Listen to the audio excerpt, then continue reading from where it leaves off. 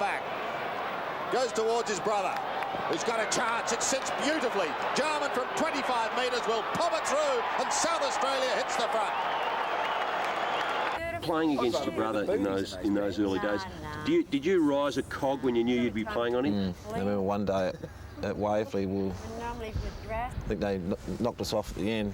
I was standing Andrew in the middle and I was going okay, and next minute I was on the ground and I had this big mud thing in my face and I got whacked behind the head and I sort of got up and I was groggy, and I remember Ray Jenke walking past me and saying, I said to him, "Who the hell was that?" And he said, "See that bald turd walking down the road there? That's him." And it was Andrew, and I looked up and he just turned around and gave me a smile. Got me. Mentally, it was probably one of the hardest gigs to go against. I stood some of the best going around, in the country in those days, but he was always a challenge. But I knew what buttons to press, and he got a few little jabs in the ribs every now and then. Yeah, I mentioned it earlier before. I was getting on top of you one game at Waverley, and you threw that mud in my face and give me a clip behind the ear, and yeah, that's right. But it was great rivalry to play against Andrew, but yeah, it was even better to come back and play at the highest level with you. It would be Joyce's final year with the club. To be involved twice at the club, and to win 2 premierships, I really enjoyed it. But I think, people ask me, the highlights of those 2 things. It's probably more the people. Very honest man and very passionate, and he used to get us fired up for the game, which was something that I usually need. Back to the club as senior coach came Peter Knights, but he would face one of the toughest tenures of any Hawthorn coach. At Hawthorn, I guess when I first went there, yeah, sure, he was a pretty versatile sort of a player that could play either end, midfield, but there weren't too many players that had the skill level that he had. So there was no doubt at a time where we had a lot of players that were nearing the end of their career and we were starting to rebuild, and young players were looking for some guidance, for some leadership, someone to follow. We really needed Darren to step up and take over some of that leadership role, not only leadership on the field, on the training track, but just the way in which he went about his business. He was such a pro, the way in which he took so much pride in his skill level. Jarman through the middle, lightning. Wouldn't you like to be on the end of that? Hudson. The ball, Platten tried to get it to Baxter, but in chips Jarman, and Jarman's kick in towards full forward, great kick. Oh, Dunstall, gee whiz, he stood up well. Taps it back, Crawford, pretty good today, Crawford. Lovely kick to Jarman, usually doesn't waste one. Dunstall, good for him. Lovely to watch. He was just a champion. Like, you come flying out the middle, and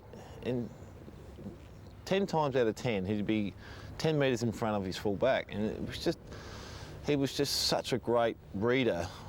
Timing to the lead was unbelievable, and all you had to do was just put it out in front of him. And like most times, he'd make your kick look better. You might give him a bad kick, but he had the pace and his strength to get there, and it was just a pleasure to pass it to him. He was always there. He was always a target for me. It was really a time where the club was rebuilding, and there's no doubt about that. It was a time where some of our great players were nearing the end of their career. And when you're nearing the end of your career, you shouldn't be the catalyst. You shouldn't have to be the match winner. You should be able to be the cream on the cake. And we just had no players that could take over that mantle to be a match winner as such. Because we were at the other end of the scale, we were developing so many young players. That was a time where the likes of, Raiden Tallis and Angelo Lekis and Ben Dixon and almost Jade Rawlings, some of these guys, Shane Crawford, Nick Holland, Mark Graham, they were boys that were starting off that became and have become household names at Hawthorn, but they were just developing. But we had no one in the middle there that could really take ownership from the Dunstalls, from the Plattons. They shouldn't have to be still the match winners. And it was just at a time where we were rebuilding and the other end of the scale players were going out. But it was fortunate that Darren Jarman was really in the twilight of his career at that stage, and we just used him in the middle of the ground. He won the best and fairest in '95 by a street. Hunter tagged him out of the match and they played Footscray, and Hawthorn lost that. Of course, Jarman, that was one of his holiday games. Collins to Jarman. Great kick! That's a goal! Terrific snap! Kay him. He'll have to go. He's got to beat two of them. He gets a nice bounce. He needs a good hand pass. He's got one. On the run is Jarman, who's certainly made a difference to Hawthorn's midfield after serving 2-week suspension. Still he goes, Jarman. Still he goes, Jarman. Birkin turned to Peckett, just about St Kilda's best player. Jarman tried to clean him up. Hand pass from McDonald. Sits in front of Jarman. He'll go for goal. One bounce. Onto the left foot. Bang he goes and puts it through. Great goal. 95 was definitely Jar's best year. He destroyed the competition. He was brilliant.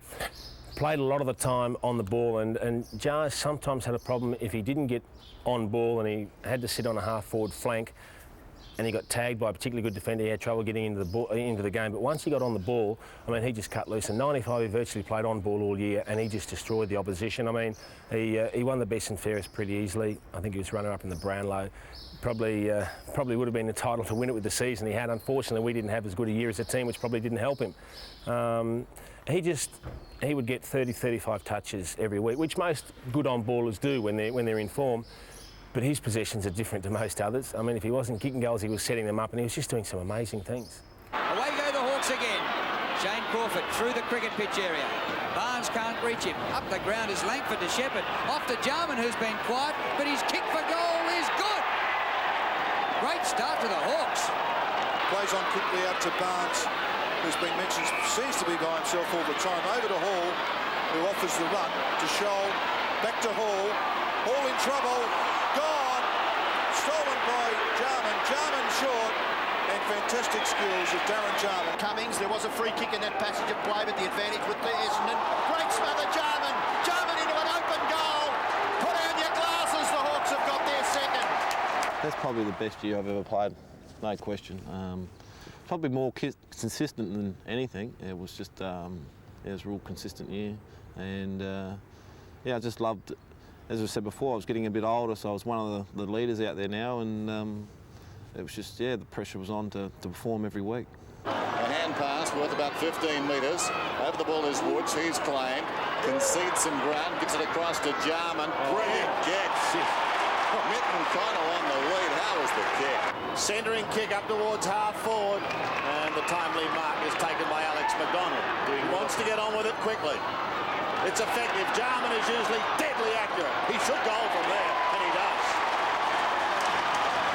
The kick over his head. Now he's fumbled. Now he's got problems. Waiting for a knighthood there. Down on one knee. The hand pass taken away by Jarman. Jarman bouncing up towards the middle of third bounds. In a quarter where scoring hasn't been easy. Oh, look at that. Just the perfect steal. He made Ronald Biggs look like an amateur then. Looks like Hudson. Yes, he's not going to take the kick. We'll keep an eye on him. Hudson kicks down towards half forward. Taylor couldn't take it. Crawford gets the hand pass to Jarman. Here's the first one. Jarman has goal. I'd loved him to have stayed. And of all people, I wanted him to stay more than anyone else because I knew how important he was. But he was an Adelaide boy, a hometown boy. His wife Sue was from there. They have family there, they had kids. It was just all right for him to go home and get back into that atmosphere. And obviously, I mean, Adelaide would have been silly not to move heaven and earth to get him there. He played in the premiership side at Hawthorn. He then won a best and fairest or a club champion. He was pretty close to his family. I mean, he was really a family man.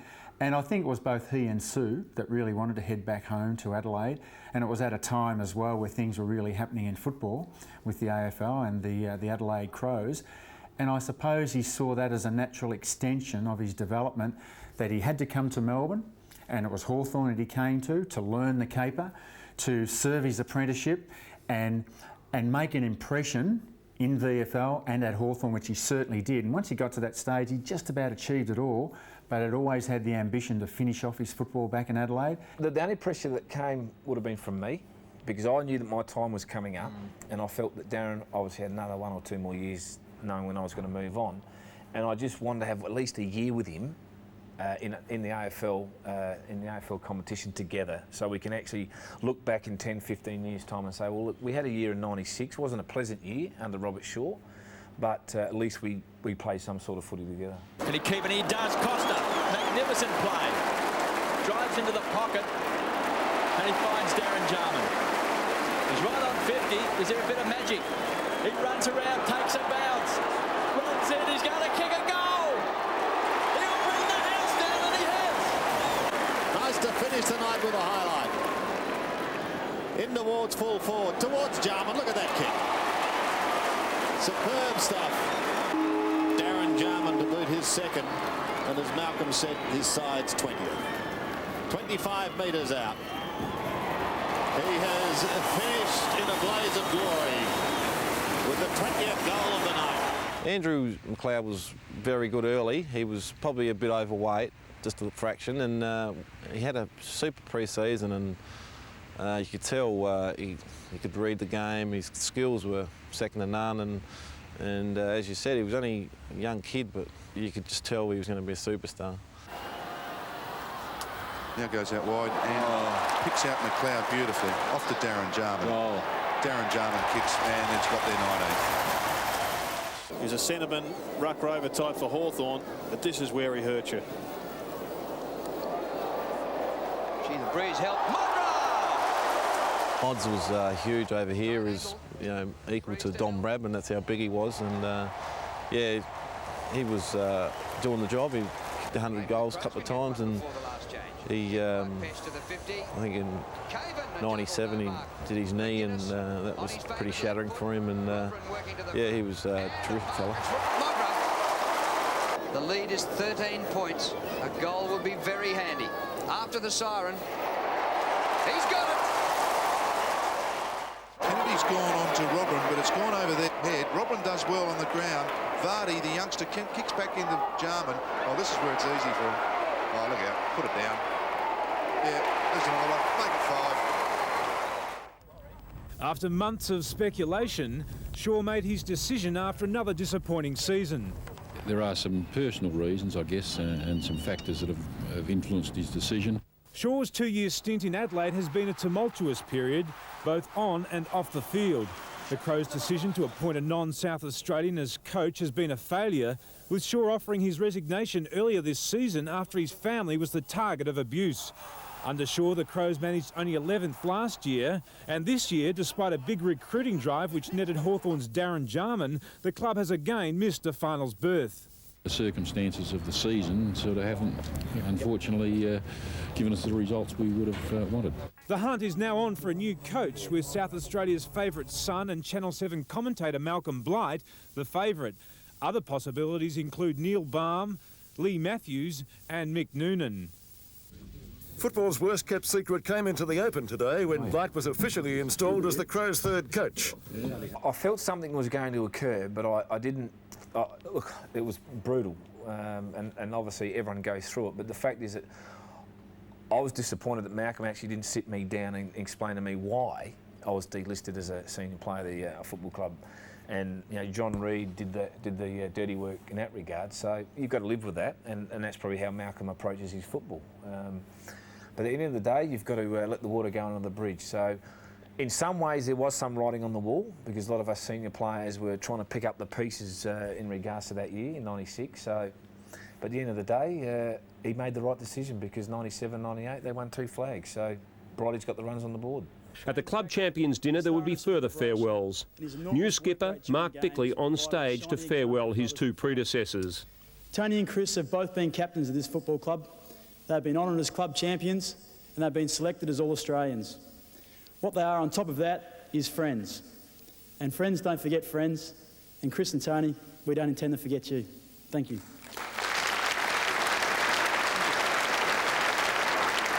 Malcolm just, he sort of rocked up and just went crunch, and Tony McGuinness, Chris McDermott, Andrew Jarman, just out, and it was just, everyone was in shock, and just, I think from there, everyone was on the back foot, and he was pretty scathing early, and towards the middle of the year he sort of just opened up and was teaching the boys basics of the game, and obviously we responded. Throw in centre wing. Pittman beats Wind. A fumble by Wirra. He left it for Bickley. A centering kick by Mark Bickley. Jarman's moved to the forward line and takes a mark. 35 metres out right in front. Adelaide fans will tell the story. Goal! Once it played advantage, well, it didn't really work to advantage. Surely it had to come back. Here's Robin. Gives it off to Jarman, who fires a goal, and it's a goal. for the Crows. They always seem to have a player in support, and Johnson's kick there has been marked by Costa. Costa prominent. Possession number 6, kicks into the full forward line, and Darren Jarman has taken the mark about 30 metres out on a 45-degree angle.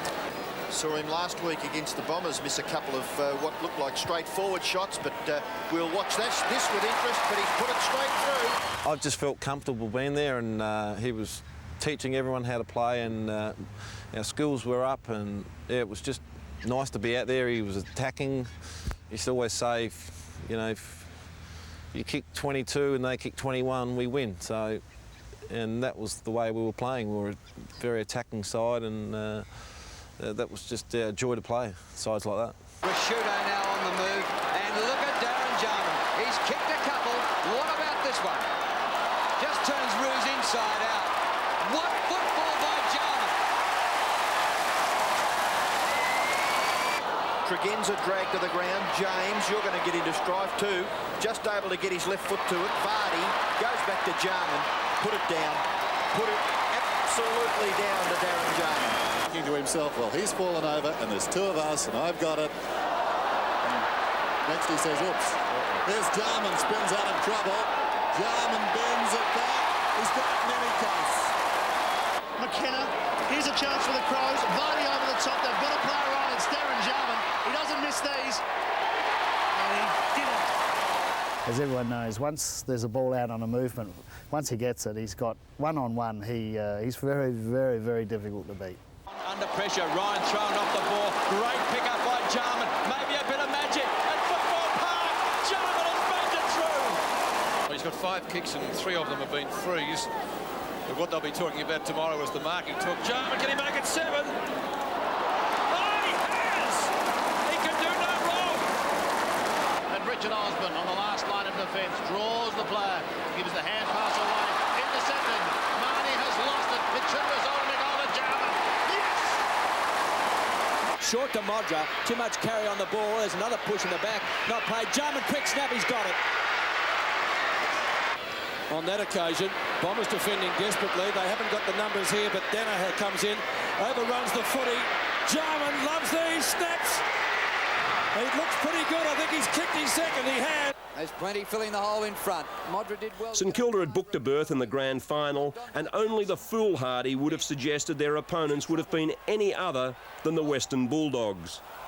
70,000 came to the MCG on that Saturday in September and saw the Crows blow the opening quarter with 7 straight behinds. Tony Modra would be helped from the field at the 20-minute mark. The cruciate ligament in his good knee gone. His season over. I think it's his left knee. That's his right knee. So this is a tragedy now for Adelaide with Modra, that high flyer. Half-time, we were all walking off and we were shattered. We were, 30-something points down, and you looked over see the Bulldogs walking off, and they were real